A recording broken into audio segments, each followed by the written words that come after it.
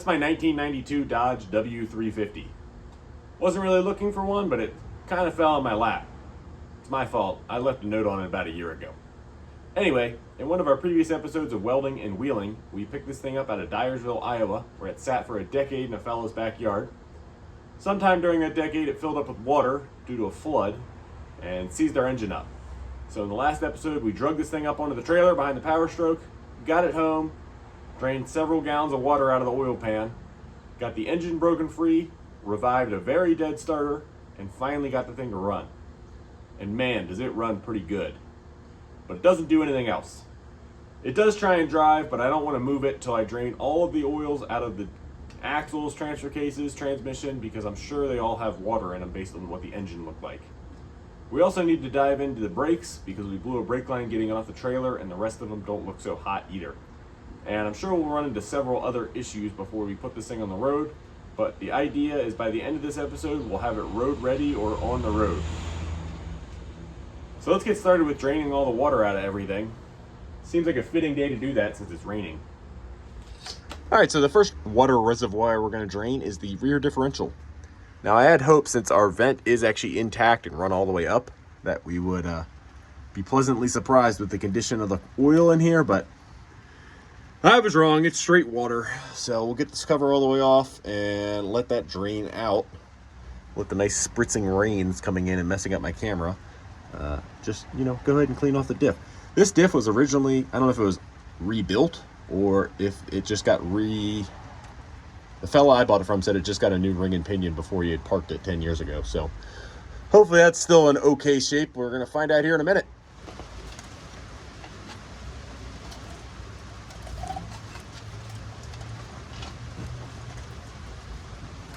There we go. All right, broke the seal. All right, oil doesn't look half bad, actually. Except for the fact that it's draining all over the place.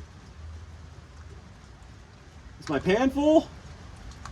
No. Then why are you overfilling? Oh, man. First gearbox, and I'm already making a huge freaking mess. Awesome. Oh yeah, it does look like a fresh ring gear, doesn't it? All right, I'm gonna cover that back up and we'll go throw the gooseneck cover on this thing so we don't let any more water in there than already was. Something like that. All right, I'll be back. All right, probably rain all over the camera. I'm having a blast down here. Anyway, all right, we've got the pretty much all the oil out of it. I don't know what you guys can see. I think you can see well. I believe that is a big limited slip right there. I'm going to have to consult with my buddies so you can see. But I believe that is what that big guy is. And that ring gear does look pretty fresh to me. Now, we did find a little magnet sitting right down in a hole in here. There was a little bit of shavings on it, but if it really is a new gear set, I kind of expect that. And it wasn't enough shavings to cause concern or big chunks or anything like that. And maybe the other side of the ring gear was sitting in the water, but I'm remarkably impressed. It looks pretty good. So we're going to pull that cover out from under here. We'll clean it all up and seal this guy up. And let's move on to the next. I don't know if we'll just move to the next axle. I don't know. You'll see. All right, transfer case looks really good. So that's awesome. No water got in there, I don't think.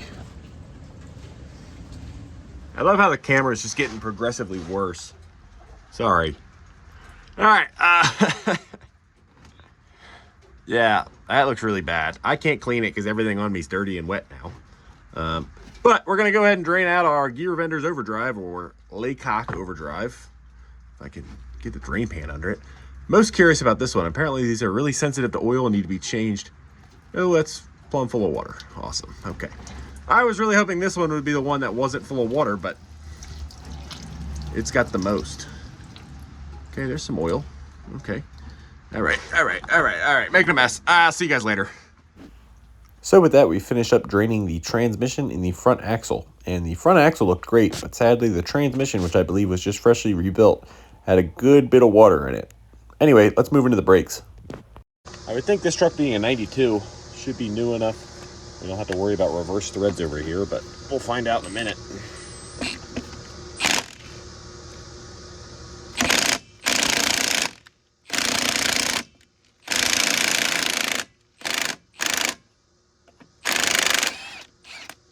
Sick.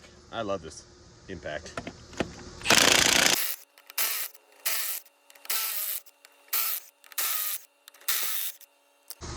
I've owned this truck for now a week, and I was thinking about how well the tires are holding air, but no bueno. That's probably a good indicator these are getting to the end of their life. All right, aluminum wheel on a steel hub that's sat for a decade. Let's see how these come off. Gonna hit it with the old donkey kick.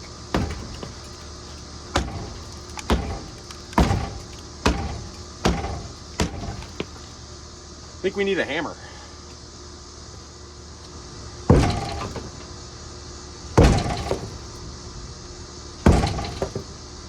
Wow, that's really stuck on there, huh? Well, of course the camera died out, but we got it. Wow. That is a crusty rotor, and I didn't buy rotors.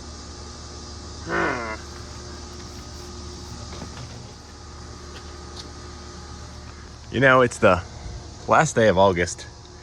Beautiful day out. I've been sitting right next to my jet boat all morning. I think we're gonna take a little break from this and go do some jet boating and hit this after dark maybe. Gosh dang stool. All right, that does it. Can't get the damn stool over to the truck. I'm done. I'm gonna go jet boat. I'll see you guys in a few hours. Well, I'll be honest, with the jet boat done, I am looking for just about any excuse to use it lately. And I've been having an absolute blast out on this little unit. Really glad I built it. Today we were out on the Maquoketa River, which was a lot of fun, hitting some of the shallows like we did here. This is only about like 1.5 inches, 2 inches deep. Anyway, had a lot of fun, and it was a nice little break, and a lot better than doing 1992 Dodge brakes for sure.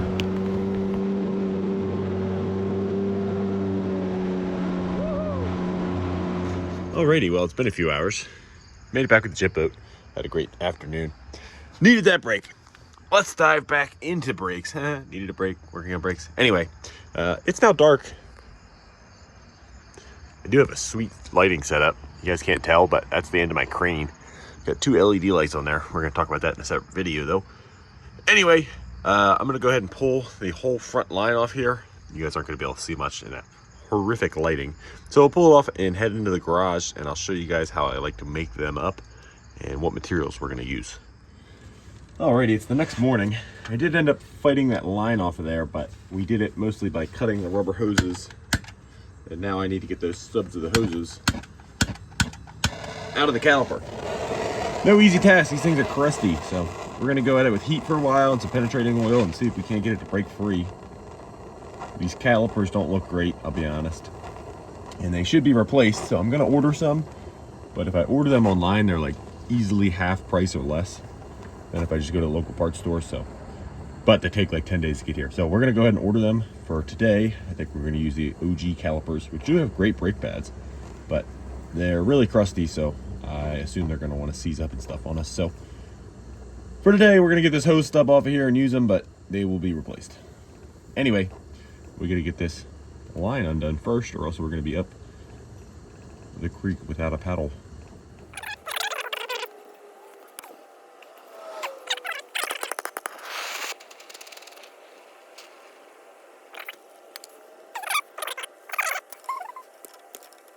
All right, well, I'm not giving up, but I'm gonna take a break from this guy. Been fighting it for like 15 minutes.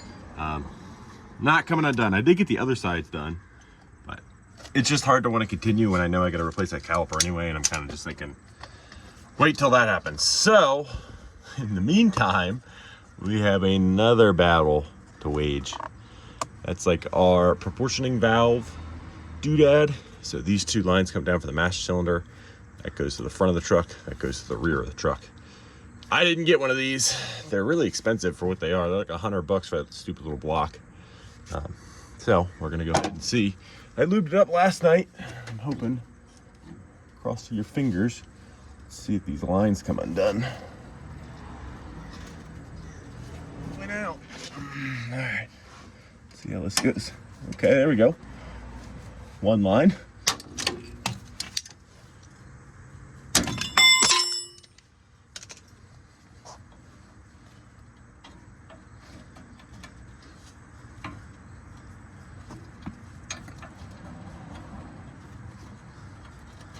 Yeah, these lines were junk. Wow.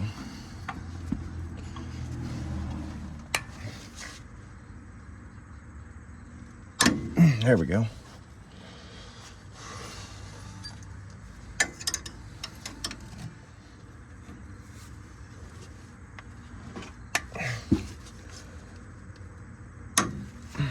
Bingo.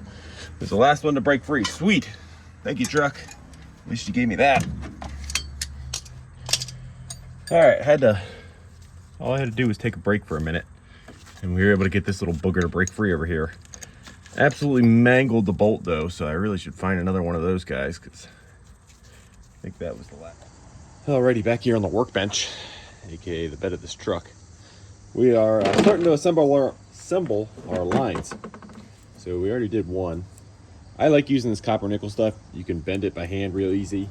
It's kind of hard to make it look really good, but it makes up for it in being able to work easy, and I think you can crimp it or flare it much easier. So we built one line. This is the crossover line. This is the center drop to the front axle. This goes on the axle to each rubber hose.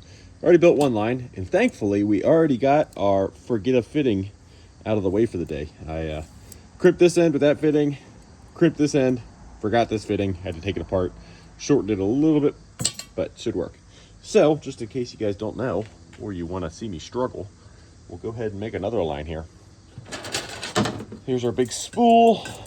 I just kind of like to, loosely get our form. So it's got a lot of kind of funky bends. So.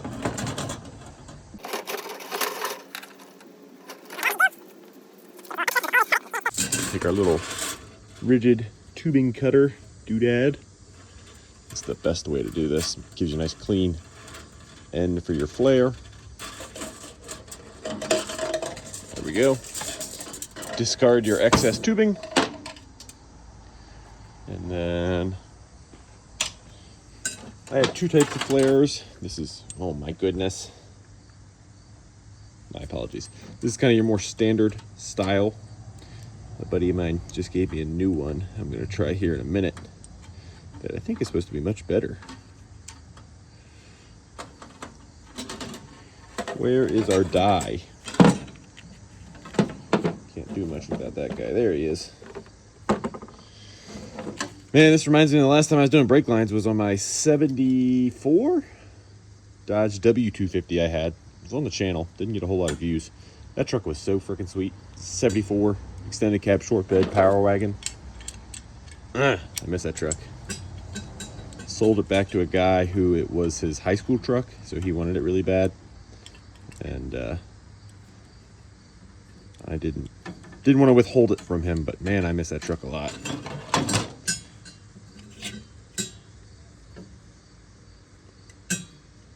All right, so your ram your die down in there. That was definitely not my best work. The tool wasn't completely flush, I don't think. But this copper nickel is really forgiving. So then you go back in. This is the double flare portion of the trick. Come on.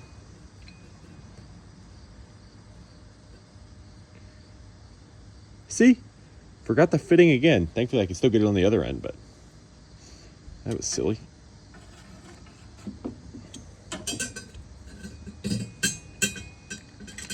Bingo. Now you got a flare.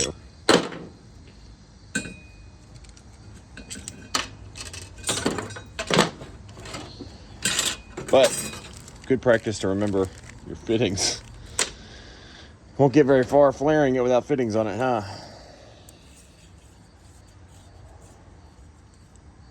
Bingo. Yeah, not our best one, but this copper nickel stuff, it's so flexible, it should seal up. Worst case, we'll pull it back out and reflare it. So that's how you make copper nickel brake lines. So I'm going to finish this one up, and then I guess we'll go back into the truck and attach it with our new hoses.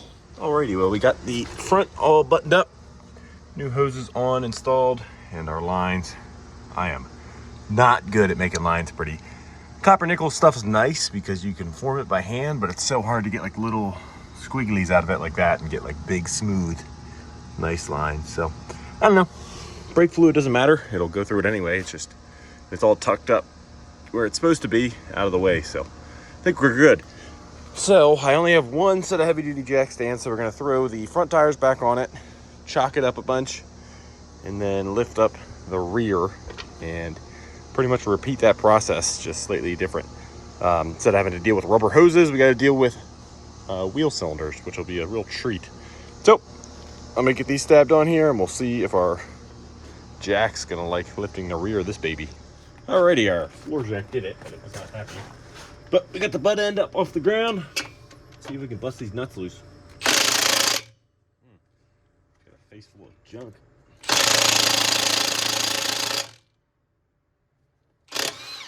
Oh, I love this thing. Oh yeah, it came right off. Looks like I can eat my words. Man, they didn't even splurge on aluminum wheels in the inners. What cheapskates. Yeah, so these are hub centric too. It's a weird hub. It's like sheet metal. Investigate that a little more. They're tight fits to the lugs though, so. Ugh, I do not like spacers. Ha, so this is not a dually axle, I assume. It's a Dana 70, so it could have been. Alright, I got all 8 lug nuts off of it. Whew, that is definitely a steel spacer at least. I'm sure that's a high dollar piece of hardware, honestly. Alright, damn, I do gotta pull the axle shaft on this thing, don't I? To get that drum off. I was figuring it would be like that, and I was hoping it wouldn't be. Alright, got those out. Okay, well, it still had oil in it. Probably still sort of grabbed a pan. This thing spilled so much on my driveway, what's it even matter? This axle shaft actually has a gasket. It's more like a shim, honestly. You guys can kind of see that. Oh, that's some stinky, nasty gear oil. What a delightful smell. All right, it's starting to get dark on us. So I believe we pull this little locking guy out of here.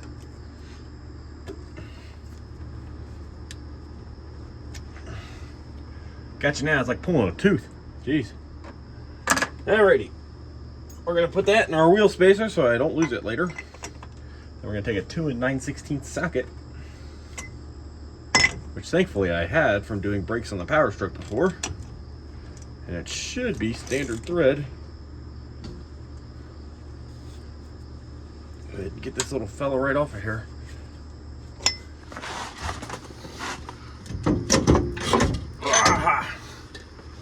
I win this time. Alrighty. I think I won the waddle. It's gonna win the war of my back. Okay. Our shoes look to be... I think this thing got a brake job right before it was parked. The brakes on the front end look brand new, other than the rust. And these look particularly new as well. Hardware doesn't even look that crusty for how rusty this truck is. So, we got one spring here that's not really dialed in. Okay, cool. We probably could have tried to just reuse these wheel cylinders, but they're like 10 bucks a piece. I like to get them, so hopefully we can get these brakes apart without destroying everything else. All right, I think we took apart the least amount possible to get it apart, but 3 springs and we were able to get that shoe off. This one's gonna be a little trickier because we have the parking brake cable, which all the parking brake stuff's here in the brake assembly, but our actual cable to the cab is long gone, and I am not fixing that today. But it would be nice to have in the future, especially since this is a manual truck. Sweet. All right, now we gotta pop. All right, had to break out the hammer to do it. The wheel cylinder was seized in there good. Yeah, that thing was junk. All right, now we just got to repeat it on the other side. We'll also probably go ahead and wire wheel up these backing plates. They don't look too bad yet, although they are quite scaly. So now's the time to go ahead and save them. Throw some paint on them. All right, well, of course, I picked the easy side to film. The driver's side, or passenger side, whatever side that is over there, drum was stuck on, and the adjuster wouldn't move. So I fought that for like 2 hours. Finally got the drum off, and got the wheel cylinder off, polish that one up. Now it's time to go after this one so we can spray some paint on it and hopefully make these last.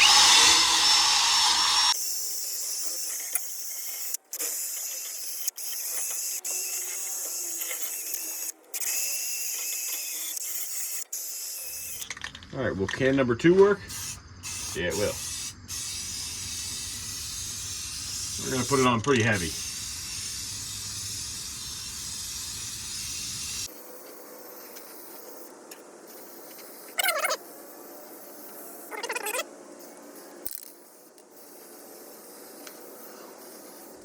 Well, we ran out of black paint for the passenger side, so we went with Sunrise Red. Whatever. Russ doesn't care what color the paint is as long as it's there. You guys clean? Yeah, you are. Alrighty. I'm getting tired. It's like 11 p.m. I think my goal for the night is just to have the brakes back together on both sides of this truck. And we are on our way to do that if I can find the other bolt that holds our wheel cylinder on, which I just found. Come on, little booger. Go in your home.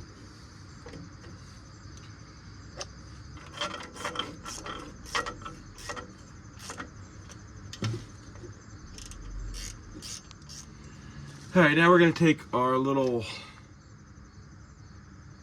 I don't know what the hell you call these. I think you call them pins.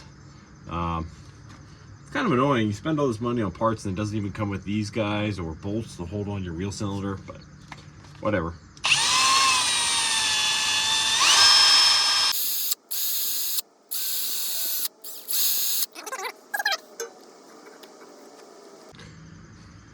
All right, now that we've got our wheel cylinder mounted and our pins ready, I'm gonna go ahead and mount our first shoe.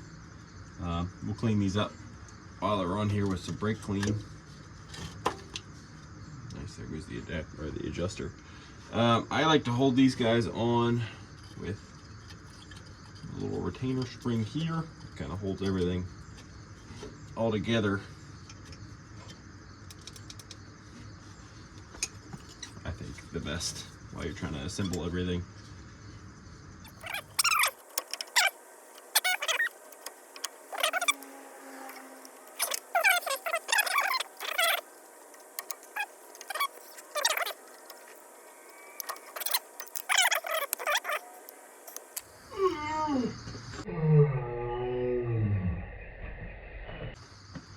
These drums are not light.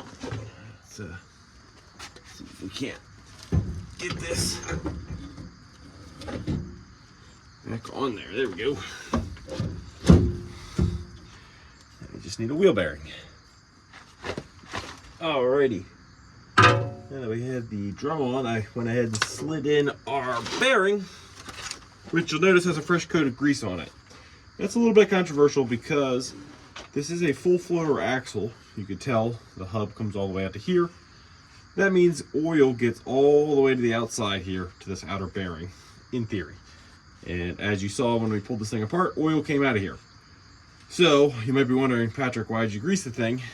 Well, it takes it a little while to get that oil out here. And when I was a kid, my dad actually showed me a trick on one of his dump trucks where you park the truck on a slant both ways after you fill the pumpkin, and you'll get oil out there.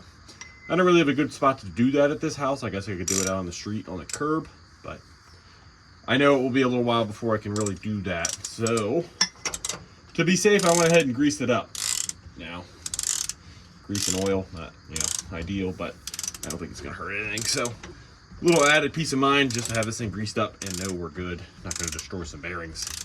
So now I'm gonna go ahead and tighten this up. I think the Mopar book calls for anywhere between 120 and 140 foot-pounds, and then you're supposed to back it off a quarter turn. So we're gonna do that now and throw our axle in, and we'll be done inside of the brakes, and we can move back into doing brake lines, which I think I'm gonna wait till tomorrow morning to do because it's nearly midnight by now. And I'm not going to do a good job if I do them tonight. Alrighty. It's next morning. I decided to pull the axle shafts back out of this beast because I wanted to go ahead and seal them up just so we don't have any leaks, since I won't be able to readily access the axles with the Alcoa wheel covers on. But this also makes it easier to go ahead and adjust my brakes, which would be quite nice. So, got my little brake adjusting tool back here. We're just going on the star wheel, slowly cranking it in. Wait until we feel the right amount of resistance. We're close now. All right. Good enough for me. Now I gotta find the plug for the backing plate, which I probably lost somewhere in the piles of rust that is the underside of my Dodge. All right, so for our spacers, which I'm not happy about having to use, I just don't like spacers. I've never had them on anything on purpose. They just are like an extra thing to go wrong. Especially on this truck, I would like to use it for some heavier hauling one day. It's kind of the idea behind a dually in my opinion, but for now we're gonna throw them back on there. We will probably keep an eye out for a dually Dana 70 axle, as this is a 70 single reel axle, although I do hate getting rid of it because it's freshly rebuilt and posy and, you know, whatever. So, to give us the best chance of success with these spacers, we're going to go ahead and throw them on with some Loctite and the proper torquing. So we ran all the lugs down with our impact. Now we're going to go back in with our torque wrench. Got it set to 120 for right now. These are 9/16 wheel studs, I believe, so that should be right on the money for what they call for. It's a little tough. The dually bed makes it not a ton of space for the torque wrench. Although I've been giving these spacers a lot of crap, and just spacers in general, these are quite nice ones. They are steel, they're hub centric, pretty beefy. I don't think we'll have any issues with these. I don't know. An extra thing to worry about when you're towing something down the road. And you're supposed to check spacers, you know, 100 miles after you put wheels back on, which means you got to pull the wheels all the way back off to do this. Just a pain in the neck, in my opinion. But we'll see how it goes. Maybe I'll change my mind about spacers after these. Alrighty, before we throw the wheels back on it, we are going to go ahead and bleed up the brakes. So I have my little one-man bleeder, which is just a little bottle with a hose and a fitting, so you can put it in the bleeder, get an airtight seal, and then I'll go pump the brakes from in the cab, and in theory, we'll bleed it up.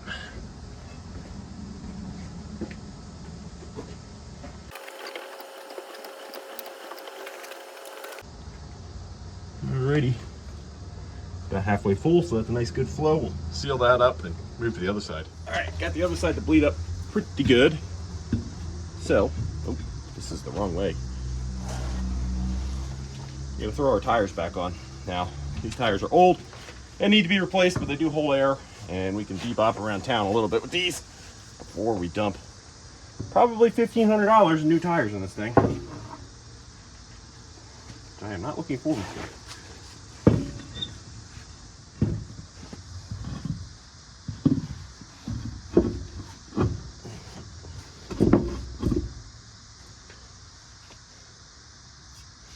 Bingo.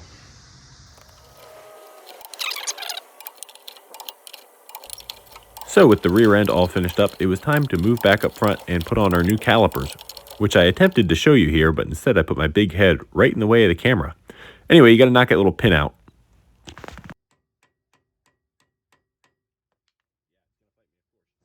All right, turns out I just had to get where you guys were, but we drove the pin out of the side down here, and now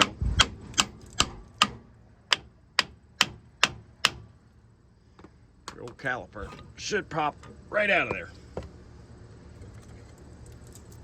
Our brake pads have to be brand new. I think someone really did a brake job on this thing right before it sat. All right, next afternoon, we picked up our calipers. See if Patrick can remember how to put his glove on. because I'm working with the anti-seize and that stuff gets everywhere, as you guys probably know. So we're gonna take some anti-seize up our caliper rails so they have a fighting chance of sliding. Well, you know, dab will do you on that one.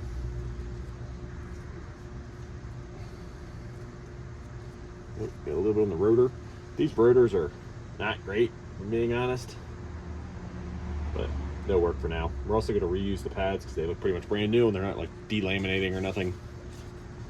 So, not really the right thing to do, but at least while we're bebopping around in this truck, just testing it out, we'll leave these. Maybe when we get into towing with this thing, it would be a good idea to probably get some new rotors. These rotors, I mean, they're just rusty. They don't, otherwise they're not grooved up or anything. So yeah, let me grab my pads, we'll throw them on. Camera through.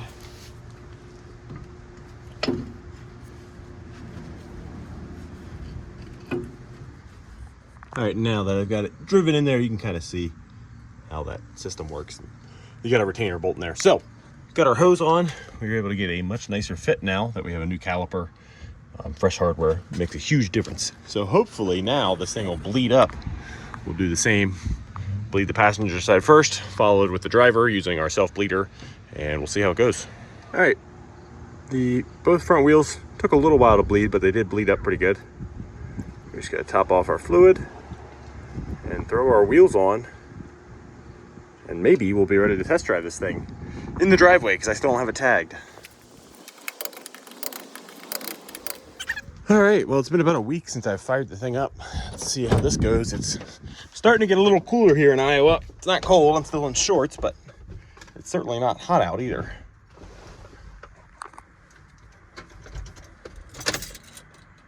I love that four-wheel drive engaged. Click that in just in case the chocking needed it, whatever. Let's see how it fires up. Oh yeah. I cannot believe how good this thing runs for being seized up. That was like a week ago. A week ago, yesterday was the first day I got it running, so. Let the clutch out slow. All right, what do our brakes feel like now that we got power? It still goes pretty far, but okay, that was like all the way. What was that about? Yeah, it goes all the way to the floor still. Maybe we still gotta do some bleeding, huh? All right, I bled the brakes up again with Madeline's help. So I actually went around to each cylinder and put some eyes on it. It had, you know, a little bit of bubbles coming on, but the biggest issue is I found one of the front lines in that junction block under the master cylinder was leaking. So tighten that up, and seems like we got a pedal now. Still a little worried though, so we chocked all four wheels. We're just gonna go forward a couple inches, see if we have brakes, and go from there.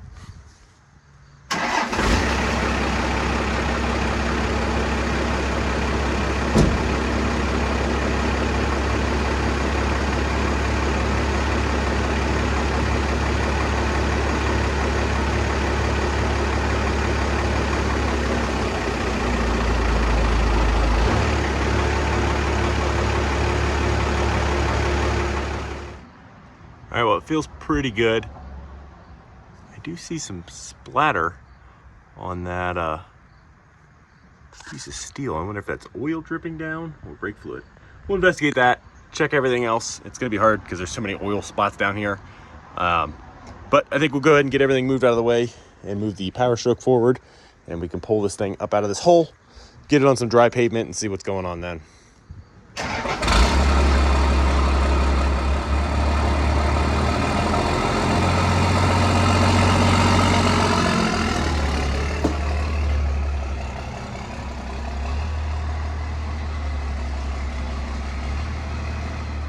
Well, it's now 2 nights later. Piggy's doing stuff. And we've got more parts on the table. So after I pulled it forward in the last clip, which you saw, I noticed the brake went to the floor again. And I got out and was doing some inspecting. And lo and behold, I believe our master cylinder seals are shot. Now, I did think about rebuilding it, but on a highway truck like this, or hopefully one day a highway truck, I don't want to screw around. It's been 2 nights, so it's dried up actually. But it was leaking all down at the backside of the master cylinder. So another $75 down the drain. We got to throw a new master cylinder on it. Hopefully I did not replace these two lines. They don't look that bad, but I'm sure as soon as I try and mess with them, they're never going to seal back up again. So we'll get that stabbed on there, and then hopefully, finally, we have a good brake system on this truck. This is the last hydraulic component, except for this little ABS module thing. I don't even know if that's ABS, actually. I think that could just be... I think that's the proportioning valve. I don't know. But hopefully, this is the last component we got to do for the brakes for this. Sweet. Bingo, there's our big leaky bastard, huh? It's crusty, but I don't think it's original. I don't know. Whatever, let's slap our new one in. Alrighty. Just rolled my ankle. Nice. Got the new master cylinder installed. You guys are really foggy, aren't you? Squeaky clean, huh? Alright.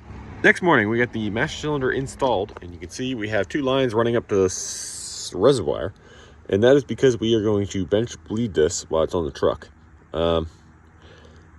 I've had luck in the past just throwing a master cylinder on. You can bleed it up, but this should make it a little easier. We already had the lines off, so I'm going to go ahead and go in the cab and just pump the crap out of it, and hopefully that'll bleed up, and then we'll hook the lines up and have to bleed it again, and then hopefully we've got a good brake pedal finally. See you guys in 20 minutes when I'm done pumping. So after quite a bit of bench bleeding and a fair amount of regular bleeding, we did finally have brakes. And we finally had good enough brakes to go ahead and take this thing for a little test spin. I think I'm in two-wheel drive.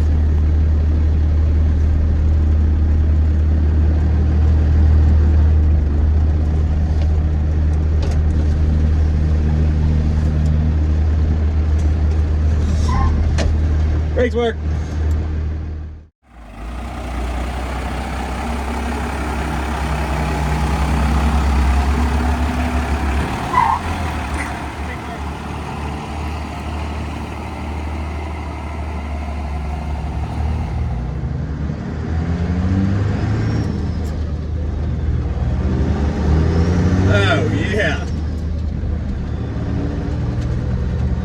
Wow, the tires are really flat spotted. Wow, this thing's got some power.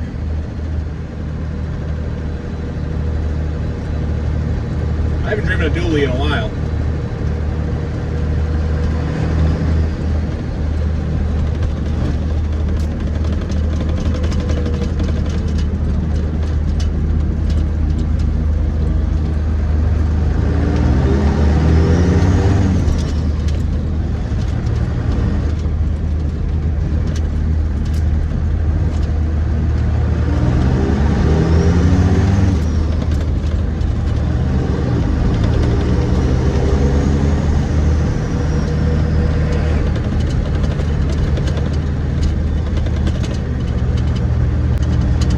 So I decided right off the bat we should probably hit the fuel station, as I have an unknown amount of fuel and unknown condition of fuel in this thing. But it didn't go so hot. Well, we just made a mess. Apparently the filler tube is just completely disconnected, so we gotta fix that. Whoops. Back to the shop. All right, well, the fuel stop, kind of a resounding failure. That was my fault. I was messing with the tank the other day and I actually dropped it down a little bit to see how bad the straps were, and I must have pulled that. Figure out how the seatbelt works. Oh, that's not a good sign when the seatbelt just kind of pulls out of the ground. Probably should fix that. All right, let's see if we can make it back to the garage. I don't know how much fuel's in this thing. I thought when I was moving this thing around the driveway that it seemed geared really high, but out on the street, it feels low. Shift's really smooth for a transmission that was full of water. Kind of nice having the hood off to see what's going on. I was hoping maybe the brake extarter, as they call it, worked. Oh man, I am missing out. I didn't even have the passenger window down to hear the stack.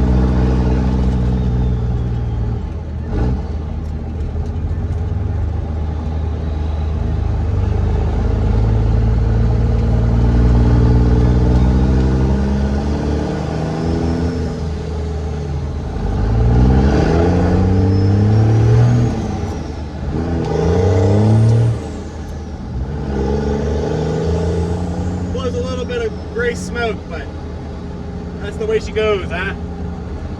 I guess it deserves that. After it sat for 10 years. Might take a little bit of working the smoke out of her.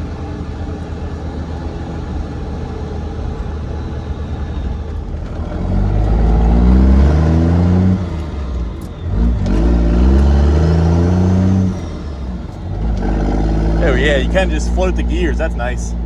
I figured you could with, I think this is an A518. I don't know if it's good for them, but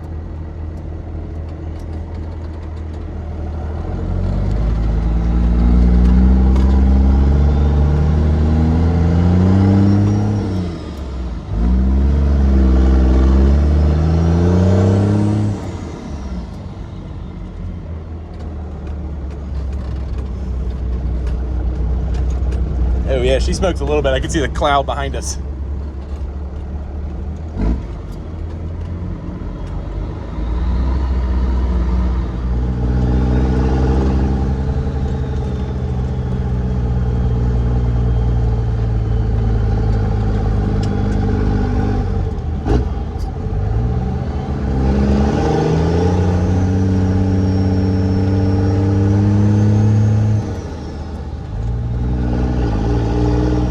That Cummins sounds sweet.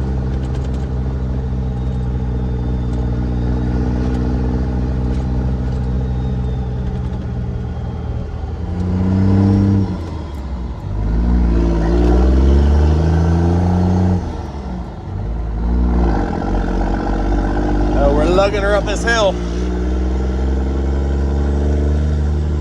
Yeah, she smokes like a freight train. I think our turbo oil seals are bad too. I can see that thing smoking like crazy up there too. That ain't a good sign. Pretty well. Our first test drive was quite the success, I think. Truck made it back home, although it did seem like it was trying to catch on fire. I think our turbo needs to be rebuilt. It's pushing oil out of the back here and smoking a little bit. But anyway, after our test drive, we went ahead and got a fresh air filter in her. So that's all hooked up good. We drained the oil, which as you'll see in the next clip, didn't look that bad actually. A lot better than the last time we drained oil out of this thing. We also threw a fresh filter on it, and I fixed the filler neck so we could finally get some fuel into this thing. I put $40 worth of fuel and seems quite happy.